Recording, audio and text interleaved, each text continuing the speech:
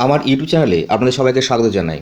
আজ আমরা দেখে নেব কিভাবে mid day meal app download করবেন, 2 step by step coverage entry কিভাবে করবেন, 3 প্রতিদিনের এন্ট্রি কিভাবে দেখবেন এবং 4 প্রতি মাসের শেষে স্টক বুক এবং টোটাল এনরোলমেন্ট এন্ট্রি কিভাবে হিসাব করবেন। মিড ডে মিল অ্যাপটি ডাউনলোড করার জন্য প্রথমে আমরা ওপেন করব প্লে স্টোরকে। এই অ্যাপটিকে আমরা ডাউনলোড করব, তার জন্য এখানে আমরা ক্লিক করব। অ্যাপটিকে আমরা ডাউনলোড করে নেব। অ্যাপটি ডাউনলোড সম্পূর্ণ হয়ে গিয়েছে।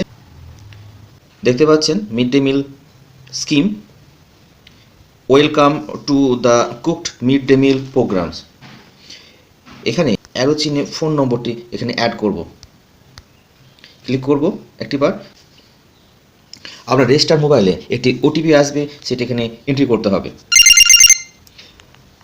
ওটিপি চলে এসেছে, ওটিপিটি আমরা আবার লিখব। লেখা হয়ে গেলে আবার প্রসেস। অ্যাপটি ওপেন হয়ে গিয়েছে। আমরা এবার দেখে নেব অ্যাপের মাধ্যমে আমরা কোন কোন তথ্য জানতে পারবো। এখানে মোট 5টি সেকশন রয়েছে। 1 coverage entry, 2 school information, 3 enrolment information, 4 contact information, 5 monthly report. এর মধ্যে আমাদের অতি গুরুত্বপূর্ণ দুটি সেকশন হলো কভারেজ এন্ট্রি এবং মান্থলি রিপোর্ট। আমরা একে একে দেখে নেব কোন সেকশনের মাধ্যমে কোন কোন তথ্য পাওয়া যাবে। প্রথমে কভারেজ এন্ট্রি। কভারেজ এন্ট্রিতে 3টি সেকশন রয়েছে। 1 mid day mill running, pre primary, class 1 to 4। Mid day মিল স্কুলে রানিং থাকলে ইয়েস অপশনটি ক্লিক করবেন। মিড ডে মিল বন্ধ থাকলে নো অপশনটি ক্লিক করবেন। নো অপশনটি ক্লিক করলে তার কারণ আপনাকে দেখিয়ে দিতে হবে। কারণগুলো পেয়ে যাবেন এখানে। আপনার উপযুক্ত কারণটি এখানে সিলেক্ট করবেন। আপনার উপযুক্ত কোনো কারণ না থাকলে সেক্ষেত্রে আদার অপশনটিকে ক্লিক করবেন।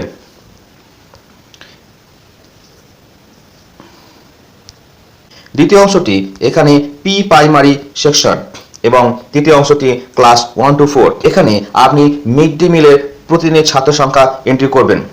প্রথমটি প্রি প্রাইমারির জন্য এবং দ্বিতীয়টি 1 to 4 জন্য। এন্ট্রি করার পর আপনি অ্যাড অপশনটিতে ক্লিক করবেন। দ্বিতীয় অংশে রয়েছে স্কুল ইনফরমেশন। আমরা এবার দেখে নেব স্কুল ইনফরমেশনের মধ্যে কোন কোন তথ্য রয়েছে। প্রথমেই ওপেন করে নিই।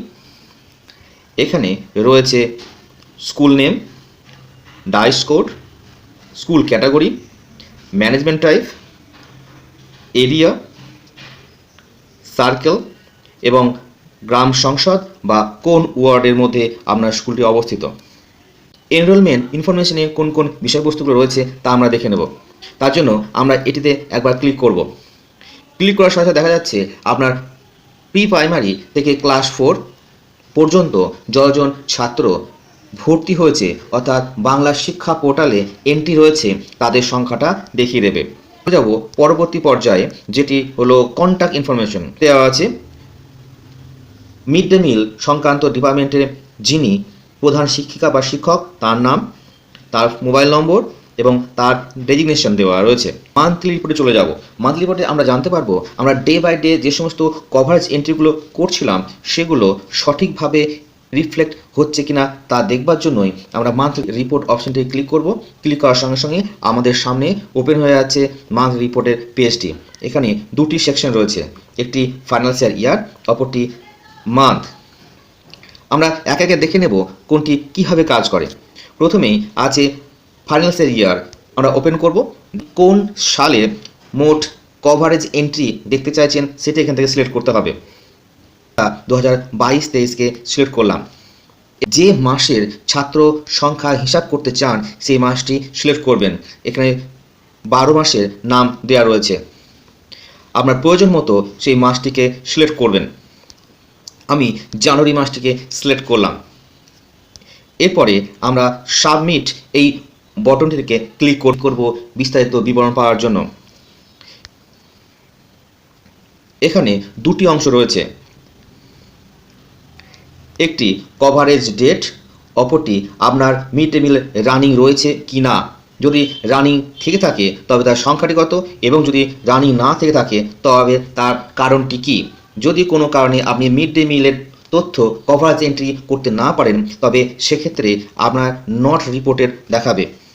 পৌঁছে যাব, যেখানে দেখে নেব এই মাসে অর্থাৎ 22/1/2023 তারিখ পর্যন্ত আমার কজন মিড ডে মিল এন্ট্রি হয়েছে। সেটা দেখা যাচ্ছে 361 জন টোটাল এন্ট্রি। এখান থেকে আপনি আপনার স্টক বুক মিলিয়ে নিতে পারবেন, আপনার চালের হিসাবটি ঠিক রাখতে পারবেন। আমার এই ভিডিওটি ইনফরমেটিভ মনে হলে লাইক, শেয়ার এবং কমেন্ট করবেন। ধন্যবাদ।